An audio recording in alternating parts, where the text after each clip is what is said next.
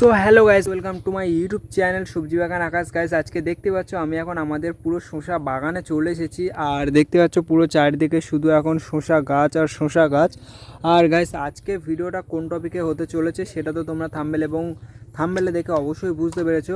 আজকের ভিডিওটা আমি করতে চলেছি তোমাদের জন্য, শুধুমাত্র তোমাদের শসা চাষের ভালোর জন্য, যে তোমরা শসা গাছে কোন সময় কোন সার বীজ দেবে সেটাই আমি আজকে তোমাদের সামনে শেয়ার করব। তো ভিডিওটি শেষ পর্যন্ত দেখতে থাকো। আশা করছি ভিডিওটি অনেকটাই তোমাদেরকে হেল্পফুল করবে এবং তোমরা যারা ভাবছো যে এত একটা ছোট ছেলে, বাচ্চা ছেলে, তোমাদেরকে কী আর ইনফরমেশান দেবে, তো আমি একটা কথা বলি, আমার চাষের লাইফে প্রায় ধরতে গেলে 5-6 বছরের আরও বেশি।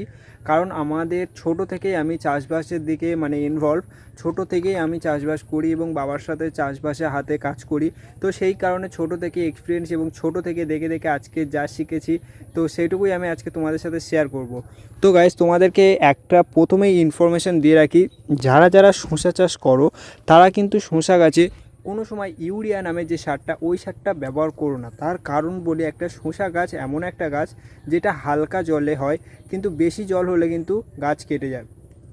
তো ঠিক সেরকমভাবে ইউরিয়াটা এমন একটা সার, গাছটা তাড়াতাড়ি বাড়তে সুবিধা করে আর কি।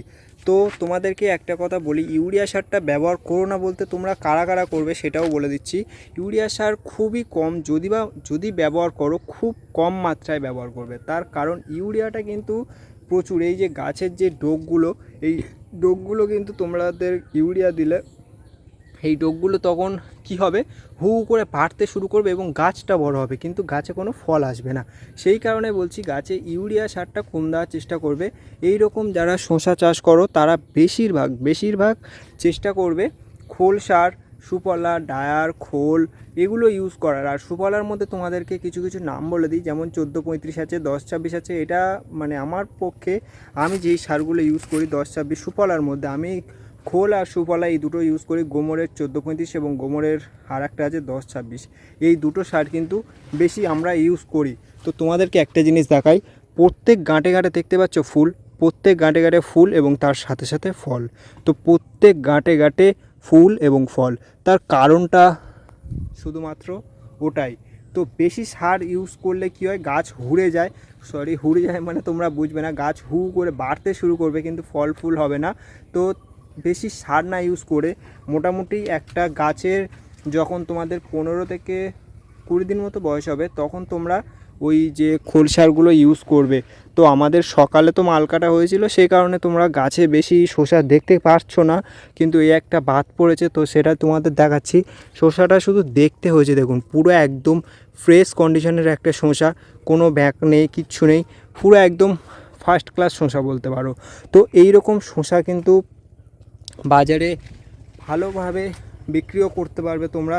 তাই সেই জন্য বলছি, তোমরা চাষের জন্য যারা শুধুমাত্র চাষ করে লজ খাচ্ছ বা চাষে কিছু শিখতে চাইছো, তারাই শুধু আমার ভিডিওটা ফলো করে যাও। আশা করছি আমি যে চাষ করি তোমাদের সেই সব চাষে লাভবান করতে পারবো। তো বন্ধুরা, আমি এতক্ষণ তোমাদের সাথে শেয়ার করলাম যে কি সার ব্যবহার করবেন। তো এবার আমি তোমাদের সাথে শেয়ার করছি যে কি বীজ ব্যবহার করবেন তোমাদের গাছে যখন উড়ো পোকা লাগবে। উড়ো পোকা বলতে যেগুলো বড় টাইপের একটু গাছে দেখবে ভর্তি হয়ে থাকে, তো সেই সব পোকা যখন বেশি লাগবে তখন তোমরা বীজ বলতে প্রোপেক্স আছে, প্রোপেক্স ইউজ করতে পারো। প্রোপেক্স একটা অনেক পাওয়ারফুল এবং ভালো বীজ। তারপর সাইমা আছে, সাইমাও ভালো বীজ। হামলা, প্রোপেক্স, সাইমা এবং তোমার আরও একটা আছে কোরাজিনও ভালো বীজ। তো এই চারটে তোমরা পোকা লাগার জন্য ইউজ করতে পারো। এবং গাছে যখন দেখবে ভিটামিন গাছ যখন বৃদ্ধি পাচ্ছে না, হালকা বাড়ছে, তখন যদি তোমরা মনে করো যে ভিটামিন মারতে, ভিটামিনটা আমি তোমাদেরকে আর কিছু সাজেস্ট করছি না, কারণ ভিটামিনটা যা হোক ভিটামিন দিলে তোমাদের কাজ হবে, কারণ ভিটামিনটা গাছের কোনো ক্ষতি করে না। সেই জন্য তোমাদের ভিটামিনের জন্য কোনো সাজেস্ট করলাম না। তো বিষের জন্য বললাম ওই চারটে বীজ তোমরা ইউজ করলে ভালো একটা গাছের ফল দেখতে পাবে। আর আরও একটা যেটা সবথেকে খতরনাক বিষ, সেটা হচ্ছে যেটা বলতা টাইপের একটা পোকা আছে, যে পোকাটা হচ্ছে কি বলবো তোমার, ওই অনেকটা মৌমাছির মতো দেখতে এবং অনেক ছোট হয়, মাছির মতো। তো সেই পোকা হলুদ হয়, আমি এটুকু বলে কালারও বলে দিলাম, হলুদ কালারেরও হয়। তো সেই পোকাটা যখন দেখবে, ওই পোকাটা এসে শুধু ফলে বসবে এবং জাস্ট একটা হুল ফুটিয়ে নষ্ট করে দেয় ফলটা পুরো, একদম দেখবে আস্তে আস্তে পুরো পচন শুরু হয়ে যায়। তো ওই পোকাটাই সবথেকে চাষিদের সবথেকে ক্ষতি করে। ওটা গাছ কোনো ক্ষতি করে না, কিন্তু ও শুধু ফলকে একবার জাস্ট হুল ফুটিয়ে দিলেই চাও খেল খতম, ওই ফল শেষ। তো ওই পোকাটা যারা নিয়ন্ত্রণ করতে চাও তাদেরকে আমি একটা বীজ বলে দিই, তোমরা ওই বীজটা ইউজ করলে আশা করছি অনেক কাজ হবে। যে একটা কৌটো টাইপের, এইটুকুর মতো একটা কৌটো, তার মধ্যে একটা চারকোনা বিষ পাওয়া যায়। তোমরা দোকানে গিয়ে বলবে যে কৌটো বিষ বললে, আমাদের এখানে আশেপাশে কৌটো বিষ বললে, বলতার জন্য কৌটো বিষ বললে দিয়ে দেয়। তো তোমরা তোমাদের দোকানের কাছে গিয়ে বলবে যে চারকোনা টাইপের হয় কৌটো বিষ বললে, কারণ আমি বীজটার নামটা এই সময় ঠিক মনে করতে পারছি না, তাই নামটা বলতে পারছি না, কৌটো বিষ নামে বলে দিলাম। তো তোমরা এই কটা বিষ ইউজ করো, আশা করছি তোমাদের গাছে আর কোনো প্রবলেম থাকবে না। তো আজকের ভিডিওটা যদি ভালো লাগে তাহলে তো লাইক কমেন্ট শেয়ার করতে একদমই ভুলবেন না, আর চ্যানেলটিকে সাবস্ক্রাইব করে আমাদের ফ্যামিলিতে যোগ করতেও ভুলবেন না, কারণ এই চ্যানেলে শুধুমাত্র চাষিদের উপকারের জন্যই ভিডিও আছে কিন্তু। তো চলো আজকের ভিডিওটা আমরা এখানেই শেষ করছি। তো সবাই ভালো থাকবেন, সুস্থ থাকবেন, টাটা, গুড বাই।